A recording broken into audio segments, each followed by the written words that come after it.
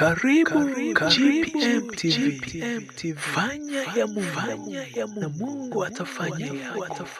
Kwa majina natambulika Richard Charles Mponeja, mtumishi wa Mungu ambaye leo ndo nimesimikwa rasmi kuwa mchungaji, nami nafurahi sana kuipata nafasi hii, na ni kwa neema tu ya Mungu wala sio kwa akili zangu.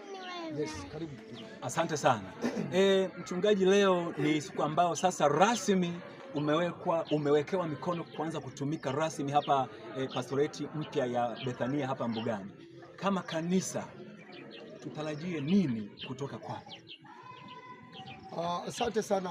Jambo la kwanza ni kwamba nategemea msaada wake Mungu. Mipango ipo mingi.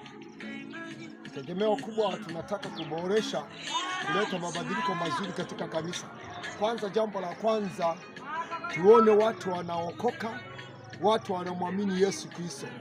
Wenye mahitaji mbalimbali wanakuja, wanapona.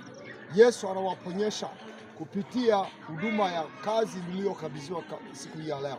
Lakini si hivyo tu, Mungu wetu wa mbinguni, tunahitaji tulete mabadiliko mazuri, tulete mabadiliko chanya kama maendeleo mazuri ya kanisa.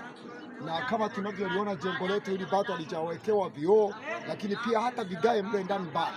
Tunahitaji tuone mabadiliko kama yale, na ndio matarajio yangu hasa.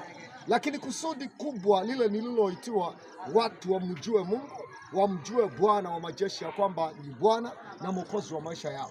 Lakini pia nihakikisha kwamba kila mshirika ninamfikia kama wito wangu nilivyoitiwa kwa ajili ya kuwalea katika maadili mazuri ya kimungu.